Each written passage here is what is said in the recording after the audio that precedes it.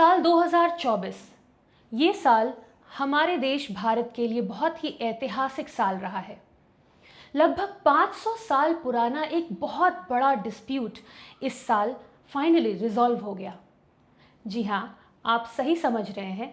Crime trails के आज के स्पेशल एपिसोड में हम अनीशा सिंह आनंद आज आप सबके लिए लेकर आए हैं एक स्पेशल कहानी, राम मंदिर से राम मंदिर तक की कहानी। कि जहां राम का जन्म हुआ था,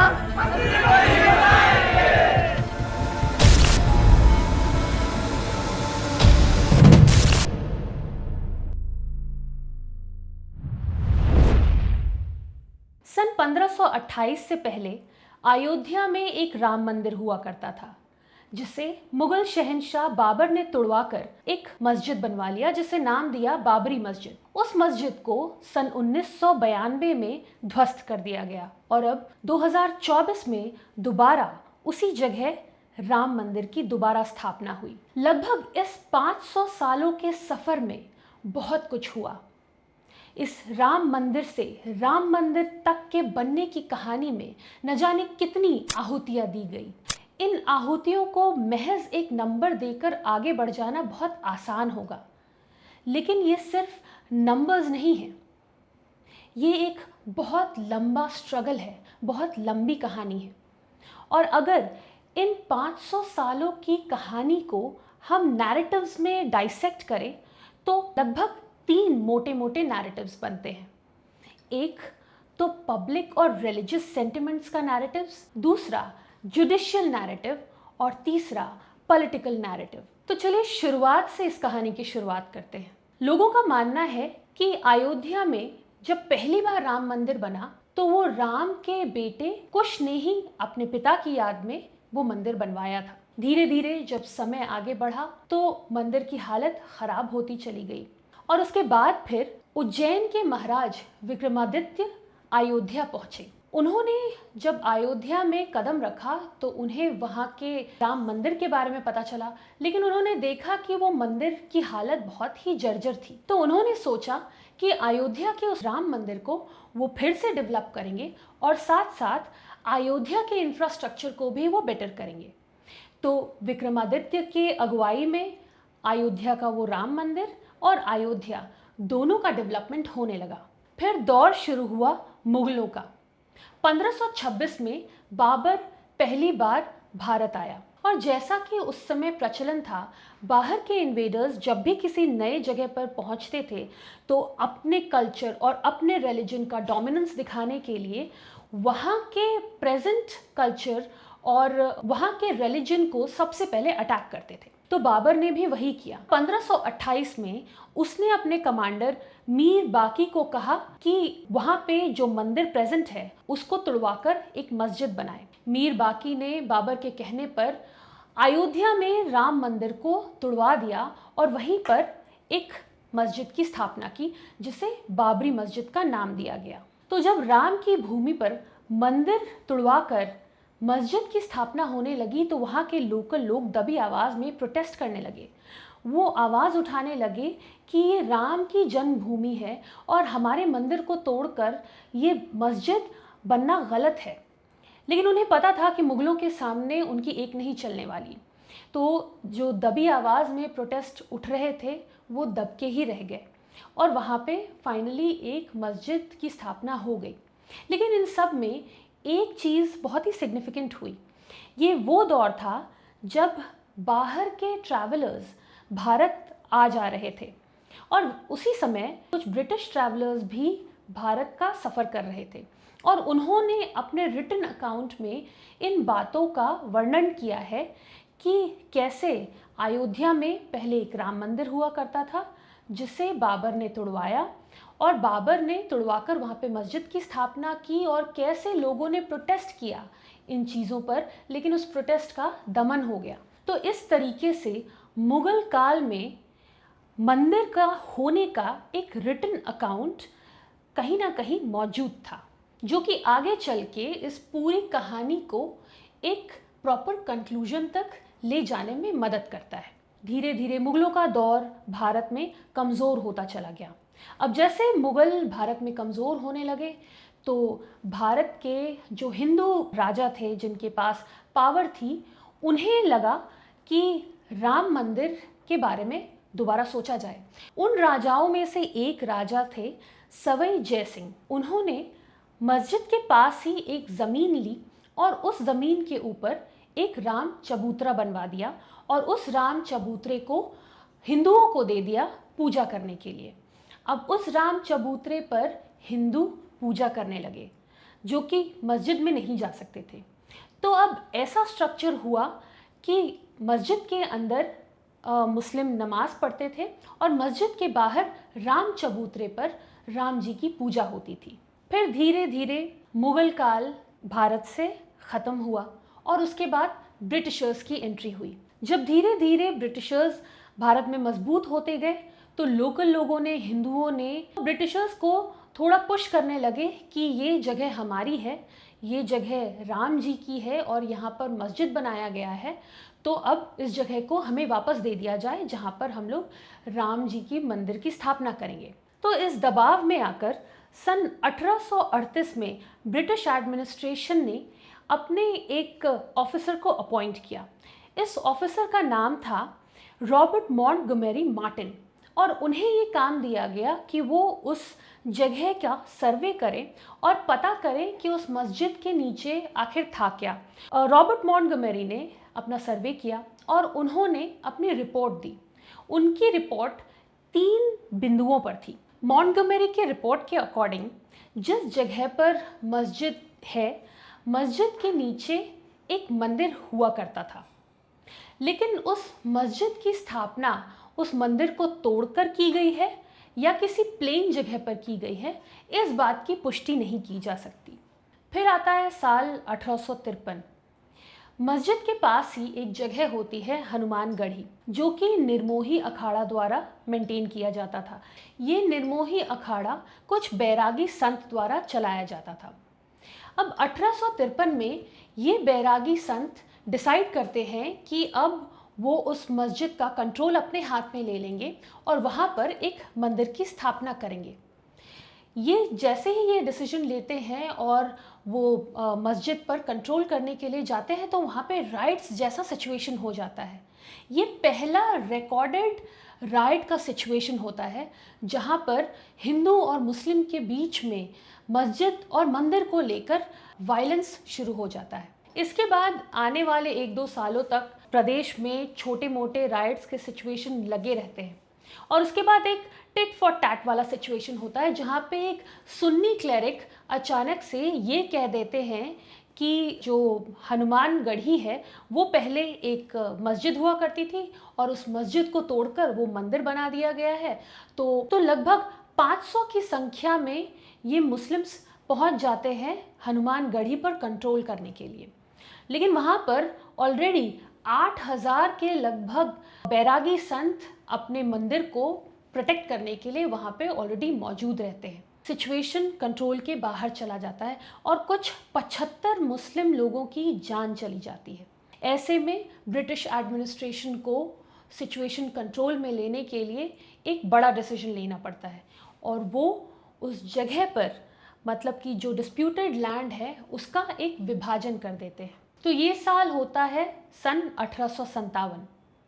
एक दीवार बीच में खड़ी हो जाती है और ये डिसाइड होता है कि मस्जिद के अंदर के भाग में मुस्लिम्स प्रे करेंगे और बाहर के भाग में हिंदू प्रे करेंगे। कोई भी इस विभाजन से खुश नहीं होता, लेकिन उनके पास ब्रिटिशर्स के इस ऑर्डर को मानने के अलावा कोई ऑप्शन नहीं होता। और फिर दिन आता है 28 नवंबर सन 1858 का, जब पंजाब के महंत निहंग सिंह फ़कीर अपने साथ 25 और निहंग सिख लोगों को लेकर आते हैं और ये सभी लोग मस्जिद के चारों तरफ एक दीवार सी खड़ी कर लेते हैं। निहंग सिंह सीधा मस्जिद के अंदर जाते हैं और राम जी की प्रार्थना करने लग जाते हैं, उनकी पूजा करने लग जाते हैं और बाहर खड़ी सिखों की आर्मी मस्जिद के दीवार पर कोयले से राम राम राम लिखना शुरू कर देते हैं। उसके बाद कुछ मुस्लिम क्लेरिक्स एक फॉर्मल कंप्लेंट दायर करते हैं जहां पर पुलिस को एक्शन लेना पड़ता है और इन सिखों को अपने कंट्रोल में लेना पड़ता है।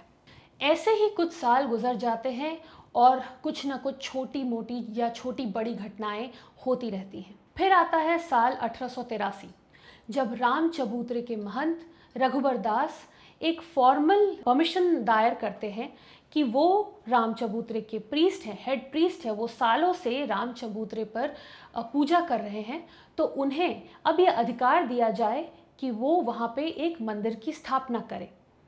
हालांकि उनकी ये पिटिशन कोर्ट में खारिज हो जाती है, क्योंकि कोर्ट का मानना ये होता है कि रघुबर दास सिर्फ एक महंत है, सिर्फ एक पुजारी हैं और उनकी राम चबूतरे पर कोई ओनरशिप नहीं है। तो ये बात आई गई रह जाती है, लेकिन फिर भी पब्लिक सेंटिमेंट्स को तो उन्होंने टच कर ही दिया होता है। फिर आता है समय सन 1934 का।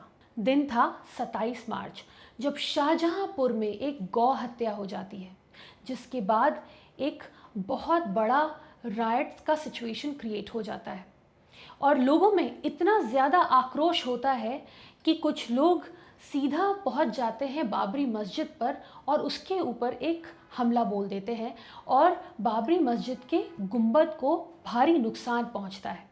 लेकिन उस समय ब्रिटिशर्स फ़ौरन मौके पर अपना कंट्रोल लेते हैं और तुरंत ही उस राइट के सिचुएशन को कंट्रोल किया जाता है और जो पार्ट डिमोलिश हुआ था उसकी दोबारा रिकंस्ट्रक्शन कर दी जाती है। और फिर सन 1947 में हमारे देश को ब्रिटिशर्स से आज़ादी मिल जाती है। आज़ादी के बाद हिंदुओं को लगता है अब जैसे कि राम जन्मभूमि उन्हें वापस मिल जाएगी और जल्द ही वहाँ पे राम मंदिर की स्थापना हो जाएगी। लेकिन ये सपना इतना जल्दी पूरा होने वाला नहीं था। सन 1949 में अखिल भारतीय रामायण महासभा उस जगह पर 9 दिन का रामचरितमानस के पाठ का ऑर्गेनाइजेशन करती है। 9 दिनों तक लगातार रामचरितमानस का पाठ हो रहा होता है और उसके बाद 22 दिसंबर की रात एक चमत्कार हो जाता है। अचानक ये खबर उड़ती है कि मस्जिद की जगह पर रामलला की मूर्ति प्रकट हो गई है और अगले दिन बहुत सारे लोग, बहुत सारे हिंदू बड़ी संख्या में उस जगह पर लाइन लगाकर रामलला के दर्शन के लिए खड़े हो जाते हैं। वक्फ बोर्ड तुरंत इस बात के ऊपर कार्रवाई करता और एक फॉर्मल कंप्लेंट दायर करता है कि ये बात झूठी है कि एक रामलला की मूर्ति वहाँ पर प्रकट हो गई है। हिंदुओं ने सेंट्रल डोम पर अपना कंट्रोल पाने के लिए वहाँ पर खुद ही रामलला की मूर्ति स्थापित कर दी है। एक बार फिर राइट जैसा सिचुएशन क्रिएट होने लग जाता है। गवर्नमेंट को अंदेशा हो जाता है कि अब सिचुएशन उनके हाथ से बाहर निकल रहा है, तो वो फ़ौरन उस जगह पर ताले लगवा देते हैं। सेंट्रल डोम में भी, जहाँ नमाज अदा करने की जगह थी वहाँ पर भी, और जहाँ रामलला की मूर्ति थी वहाँ पर भी। अब यहाँ पर सेंट्रल गवर्नमेंट एक्शन लेती है और तुरंत वहाँ के तत्कालीन सीएम को बोला जाता है कि मस्जिद से तुरंत ही रामलला की मूर्ति को हटाया जाए। लेकिन उस समय के डेप्यूटी कमिश्नर के नायर इस काम को करने से मना कर देते हैं। वो कहते हैं कि अगर मस्जिद परिसर से रामलला की मूर्ति को हटाया जाएगा तो राइट्स होने से कोई नहीं रोक सकता। लेकिन फिर भी उनके ऊपर बहुत ज़्यादा प्रेशर आता है, तो के नायर तुरंत इस्तीफ़ा देने को रेडी हो जाते हैं। वो कहते हैं मैं ये काम नहीं करूँगा, लेकिन अगर आपको मेरा इस्तीफ़ा चाहिए तो मैं दे देता हूँ। तो यहाँ गवर्नमेंट एक बीच के रास्ते पर पहुँचती है। वो डिसाइड करती है कि मस्जिद और जो राम चबूतरा है दोनों ही कॉमन लोगों के लिए अब बंद कर दिया जाएगा। मतलब कि कॉमन पब्लिक उस जगह पर अब नहीं जा पाएगी, सिर्फ जो पुजारी हैं वही उस जगह का एक्सेस कर पाएंगे और बाकी वो जगह किसकी है, वो डिस्प्यूटेड एरिया मस्जिद का है या मंदिर का है, और ये सारी चीज़ें अब कोर्ट ही डिसाइड करेगी। फिर समय आया 1980 का, जब जनता पार्टी डिसॉल्व होकर भारतीय जनता पार्टी बनी, और फिर 1984 में विश्व हिंदू परिषद अपनी इस आवाज़ को कि राम मंदिर बनना चाहिए, इसको जन जन तक पहुंचाने के लिए अलग अलग जगहों पर स्पीचेस दे रहे थे उनके रिप्रेजेंटेटिव्स। तो इस सेंटिमेंट को बहुत ही ज़्यादा स्ट्रॉन्ग किया जा रहा था पब्लिक में। वीएचपी ने ये अनाउंस किया कि वो सेंट्रल गवर्नमेंट के ऊपर प्रेशर बनाने के लिए एक रथ यात्रा ऑर्गेनाइज करेंगे। लेकिन उसी बीच इंदिरा गांधी का असैसिनेशन हो गया और इस पूरे रथ यात्रा के प्लान को वहीं पर छोड़ना पड़ा। इंदिरा गांधी के असैसिनेशन के बाद इलेक्शंस दोबारा हुए, जिसमें भारतीय जनता पार्टी ने कुछ खास प्रदर्शन नहीं किया। सिर्फ 2 ही सीट्स वो जीत पाती है। लेकिन 2 नाम लोगों के जहन में दर्ज हो जाते हैं, एक तो एल.के. आडवाणी और दूसरे अटल बिहारी वाजपेयी। इस बार प्राइम मिनिस्टर बनते हैं राजीव गांधी। लेकिन राजीव गांधी एक अजीब ही मसले में फंस चुके होते हैं, शाहबानो का केस। इस केस में जजमेंट आता है और राजीव गांधी के ऊपर मानो मुस्लिमों का गुस्सा उमड़ पड़ता है। लोगों का कहना है कि राजीव गांधी क्या करते हैं कि शाहबानो के केस को लेकर सुप्रीम कोर्ट का जो जजमेंट होता है उसको वो ओवरटर्न कर देते हैं एक एक्ट में संशोधन करके। उसके बाद राजीव गांधी के ऊपर ये एलिगेशन लगता है कि उन्होंने मुस्लिम अपीजमेंट के लिए ये चीज़ की है। राजीव गांधी दोनों ही तरफ से फंस चुके होते हैं, क्योंकि दूसरी तरफ लोग जो हैं वो बातें कर रहे थे बीजेपी की, राम मंदिर की, और राजीव गांधी ये समझ गए थे कि राम मंदिर एक बहुत ही इम्पॉर्टेंट मुद्दा है लोगों के लिए। तो अब उनके लिए हिंदुओं को भी अपील करना, उन्हें खुश करना बहुत ही ज़रूरी होता है। तो हाई कोर्ट अचानक से ये ऑर्डर दे देता है कि रामलला की जो मूर्ति है, जो कि फ़िलहाल तालों में बंद है, उसे खोल दिया जाए पब्लिक के लिए। जैसे ही ये ऑर्डर पास होता है, 40 मिनट के अंदर पूरे लाव लश्कर के साथ उस ताले को खोल दिया जाता है और साथ ही इस पूरी प्रोसीजर को लाइव टेलीकास्ट किया जाता है नेशनल टेलीविज़न पर।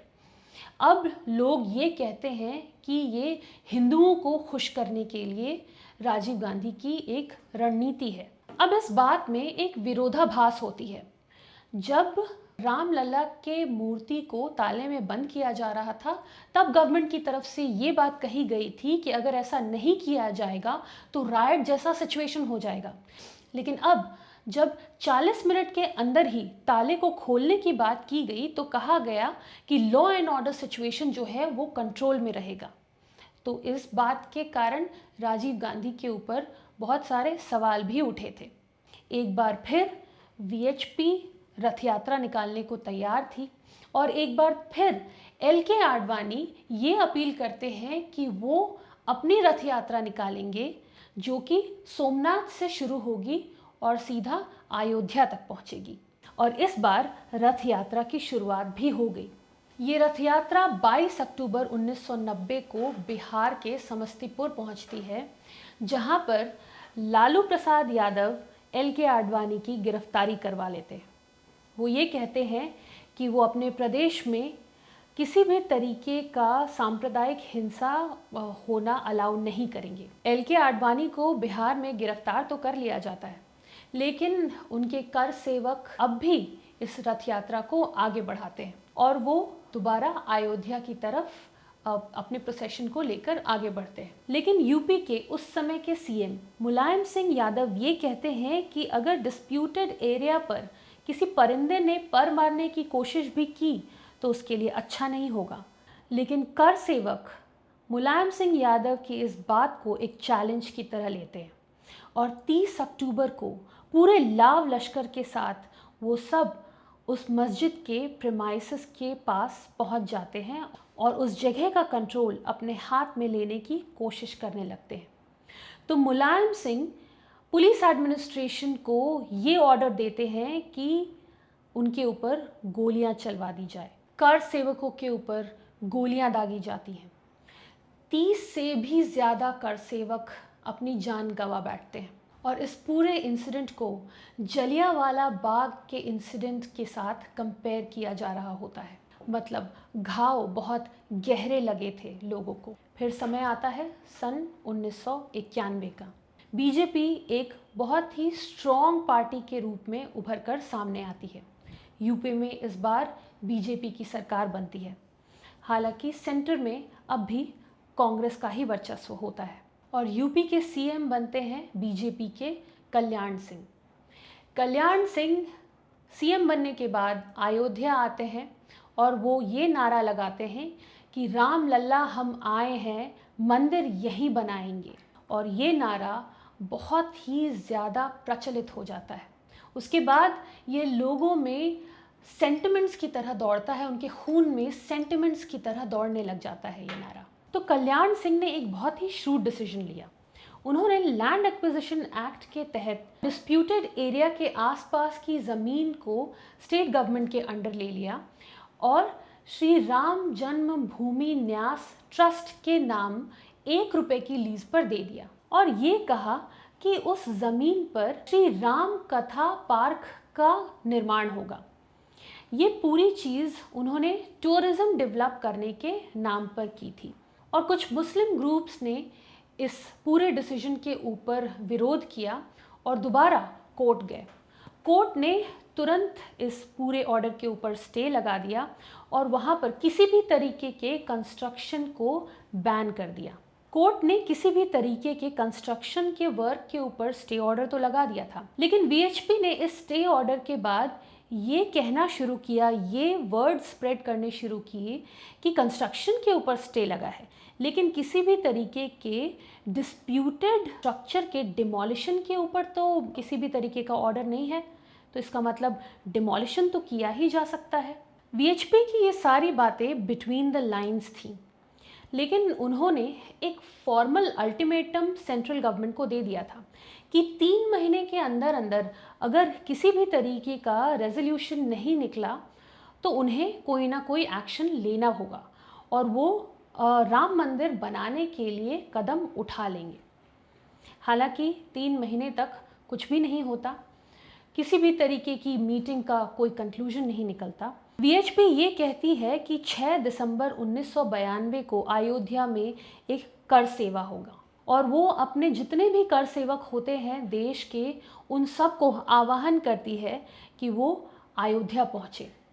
बड़ी मात्रा में 6 दिसंबर को कर सेवक जगह जगह से अयोध्या पहुँचते हैं। प्लान होता है कि कर सेवक राम चबूतरे के आसपास भजन करेंगे, कीर्तन करेंगे, नाच गाना होगा, राम जी की प्रार्थना होगी, पूजा होगी। लेकिन डेमोलिशन होगा कि नहीं होगा इस बारे में कोई बात नहीं हो रही थी। बहुत बड़े बड़े नेता पहुँचे थे, LK आडवाणी पहुँचे थे, अटल बिहारी वाजपेयी पहुँचे थे। दोनों ने बहुत ही तीखे भाषण दिए थे। सुबह 11:30 बजे तक तो जैसा प्लान था, मतलब कि भजन कीर्तन वही सब चल रहा था। जैसे जैसे दोपहर सिर चढ़ रहा था वैसे वैसे कर सेवक धीरे धीरे मस्जिद के प्रेमाइसिस की तरफ बढ़ने लग जाते हैं और 1:30 बजे तक मस्जिद का एक हिस्सा गिरता है, फिर 3:30 बजे तक दूसरा और उसके बाद शाम होते होते मस्जिद ध्वस्त हो जाती है। 6 दिसंबर 1992 बाबरी मस्जिद ध्वस्त हो चुकी थी। ये नियोजित था या स्पॉन्टेनियस, ये सुनाएंगे हम आपको अपने वीडियो के अगले भाग में, क्योंकि राम मंदिर बनने का सपना अब भी दूर था। बने रहिए हमारे साथ, हमारे वीडियो के अगले भाग में मिलेंगे फिर। धन्यवाद।